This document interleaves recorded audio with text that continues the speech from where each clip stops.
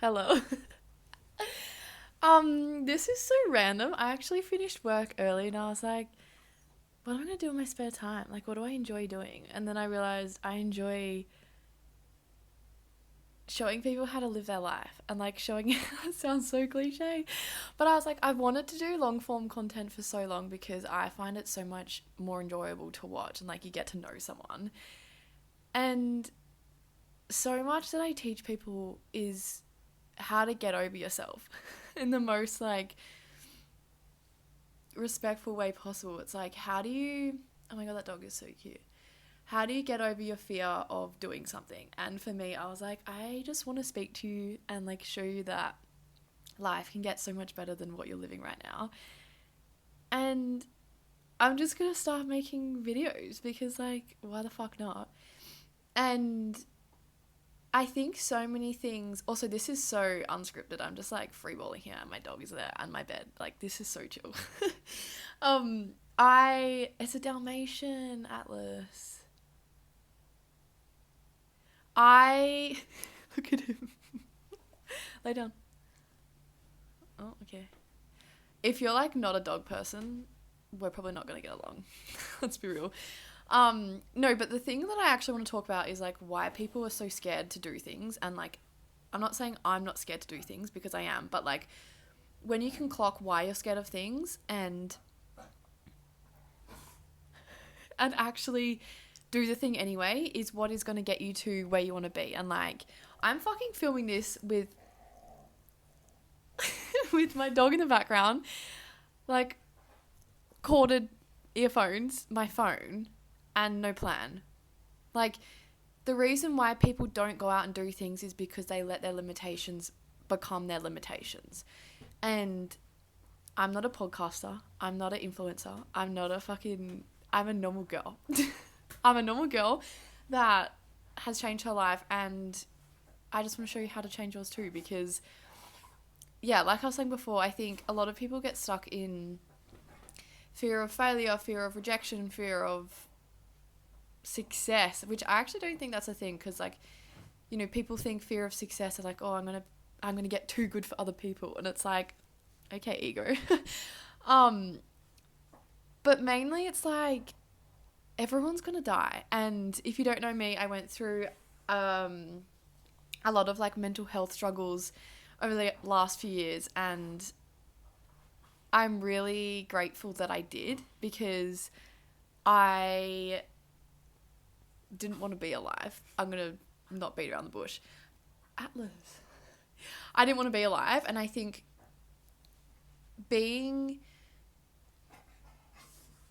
I always go to like preface this and be like, oh my God, this is so dramatic, but like also it low key is dramatic because it's fucking scary. But being so close to death made me realize on the other side, like, I actually don't give a fuck what people think of me. And that's not to say I don't have insecurities. That's not to say I don't feel scared. I definitely do because I'm a human and I still have like a nervous system. Atlas, dude, that's kind of gross. Sorry. And I still get scared. I still have fears. I still get self-conscious. I still get insecure. But like the difference now is that I repeat to myself, I'm like, everyone's going to fucking die. I was going to, I don't know how much to share on the internet actually, but like everyone's going to die. It's actually not that morbid. And I think people honestly need to become desensitized to it, in my opinion, because I don't want to get to my deathbed and regret not doing things or not saying things or not living the way that I wanted to live. And I think it's so cliche, but it's so fucking true. And the reason why I started my business and the reason why I started helping other people around the world or other women around the world is because I never want anyone to feel like they can't achieve their goals and they can't achieve their dreams. And it's just so interesting to me after speaking with people from fucking everywhere, like Italy, America, England. My geography is really bad, so I'm trying not to fuck this up. Portugal, did I say that? India, Australia, obviously. Finland? I can't think of other places, but I've spoken with women from fucking everywhere. And honestly, the biggest thing that I see is women wanting a bigger life, a better life, but they don't know how to do it. They don't know how to actually take the steps in order to live that life. They don't know what they need to do. They're so disconnected from their body. They're so dysregulated. They're so anxious. They're so depressed. They're like, I just wish someone could give me the answer. And that's why I want to film these for you, because my life has fucking changed so much. And also, yeah, if you don't like dogs and if you don't like swearing, you're really not going to like me. But I have learned so much over the last few years, and I really just want to share some of this with you guys, because I truly think that everyone deserves to live the best life that they want to live, and that could be so different for everyone. And I actually do think, my mum is messaging me, I do think it is different for everyone, because I believe everyone's put here for a reason, for a purpose, and call it religious, call it spiritual, call it whatever the fuck you want to call it. But I truly believe that everyone has particular dreams, particular goals, particular ambitions and traits and habits and values for a reason. Oh, what's he got to say? Oh, yeah. Lay down. Lay down. Lay down. Please. No. Lay down. Bruh. Anyway, I truly believe everyone is here for a reason, and I honestly think my purpose is to help you find your purpose. And fuck, this is really chaotic, but welcome to my life. So what I think I've Atlas. Literally what I mean is, like, this is so raw, this is so unedited. My dog just fucking walked through my cord bloody earphones. But what I wanted to say is that, yeah, everyone's here for a reason, and you actually just have to understand how to work with yourself, how to work with your biology. And are we in the same angle now? I don't know. But I am a marine biologist as well, so I come from a science background, and being able to understand why we are wired the way that we are wired, and why we do things as humans is so fucking interesting to me, because it's like, when you can understand what your attachment theory is, you can understand how your mind works, you can understand that your brain is wired for safety, so you are no longer going to sabotage yourself in ways of, procrastination, or drinking, or substance abuse, or the wrong relationships, or did I say scrolling, binge eating, all the things.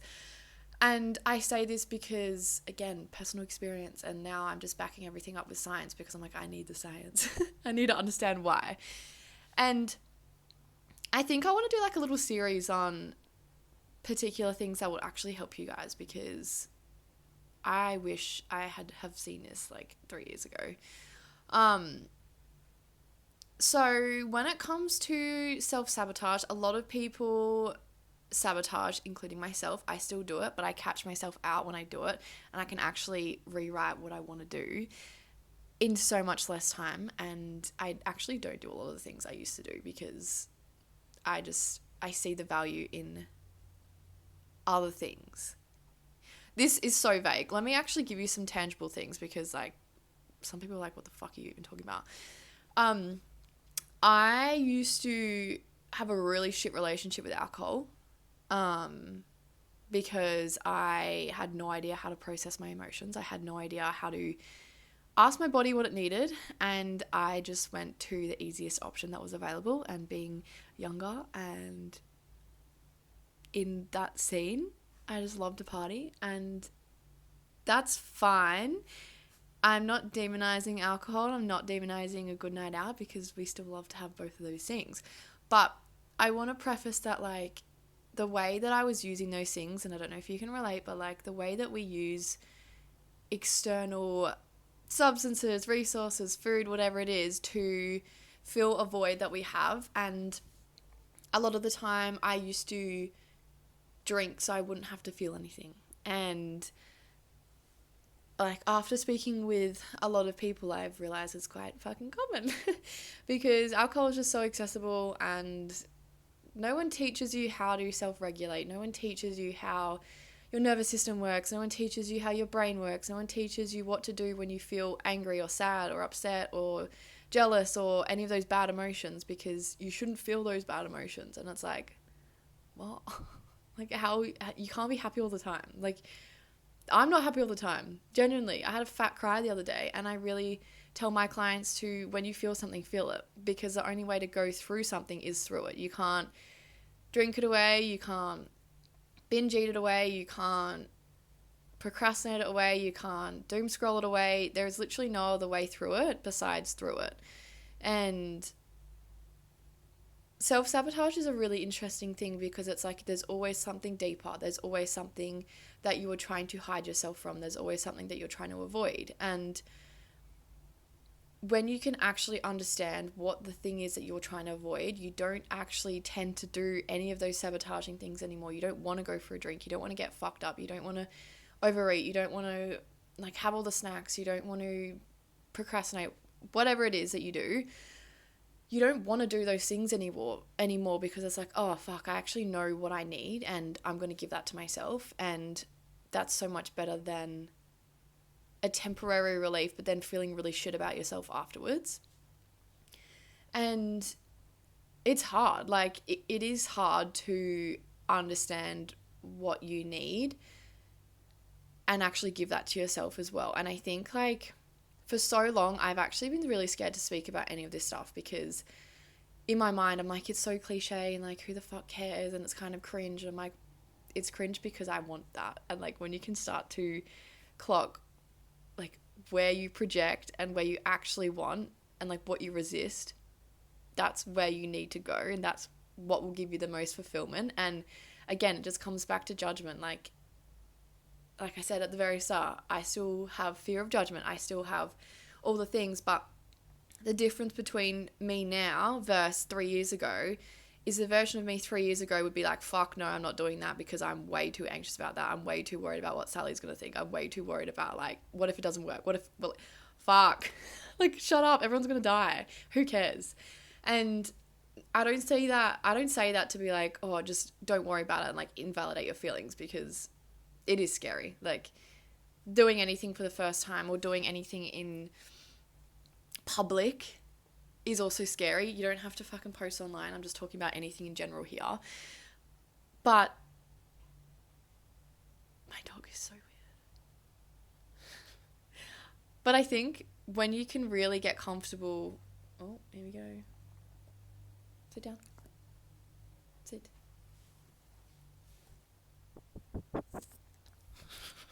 When you can really get comfortable... No, thank you. When you can really get comfortable being yourself. No, okay, sorry. Mixed signals. My apologies. Out. Go on, out. When you can really get comfortable with yourself, and this is a never-ending thing, which you can either think about that and be like, holy fuck, this is never-ending, or you can think about that and be like, oh my god, this is so cool. Like, I actually don't know what the best version of me is, because it is never-ending. And when I first started doing all this work, I literally remember one of the first few times that I like properly had a debrief with myself. I was like, holy fuck, I'm so broken. And like, I don't think that that's a bad thing. And I also want to preface, like, no one actually is broken at all. It's just like everyone sees life through their own particular lens, based on your own conditioning, based on your own childhood experiences, based on your own trauma. And like, trauma comes in many different ways, and it's very fucking interesting. But don't let that stop you from doing the things that you want. And this comes back to understanding who you are. This comes back to doing the thing that you fear, even when you are shit scared, because your brain needs evidence. Your brain is wired for safety, and your brain needs evidence. So your brain is wired for safety, which means it's gonna... Oh, fuck. Hey! Which means it's gonna try to protect you... Sorry, I should really mute this next time. It's trying to protect you from anything it perceives as a threat. So going back to when we first lived in groups, when we used to hunt and gather, etc., etc., if we weren't in a pack, if we weren't in a social dynamic, if we weren't in safety, it meant the risk of death or potential threat and death. So say, for example, you go to post something online, or like you go to start a new business, or you go to reach out to a new friend, or like you want to go on a date, or whatever the fuck it is. your brain is like, oh my God, please don't do that. Like, what if this happens? And what if I make a fool of myself? And what if I like make a bad impression? And what if they talk shit about me, etc.? That is your brain keeping you safe because it doesn't want to leave the pack. It doesn't want to leave the comfortability. It doesn't want to leave the known. And that's why most people stay stuck. That's why I stayed stuck for so fucking long. And stuck can be whatever it looks like to you. It could be not achieving your goals. It could not be achieving your dreams. It could be living the same day on repeat. Fuck. Don't really know where I was going with that. But, that's the other thing. Yeah, your brain is wired for safety and your brain uses evidence and it relies on evidence. So if you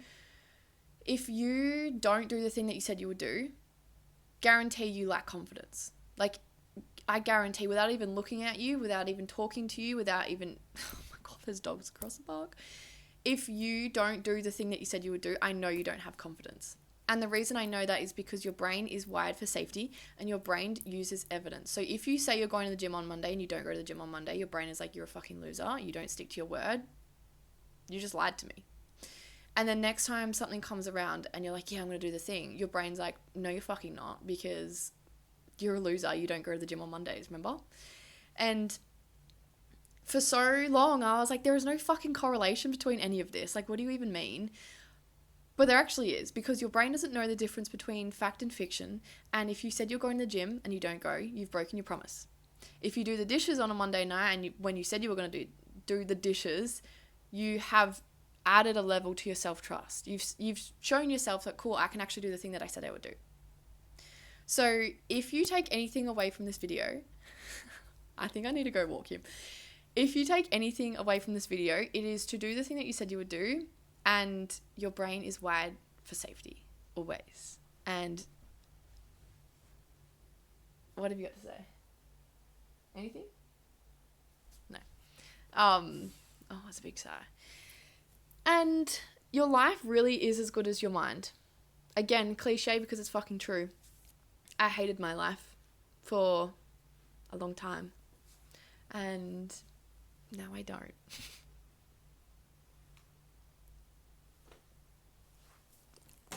Okay, wow. I'm actually going to end this now because I've just dropped the phone like fucking 8 times. Ow, Bob.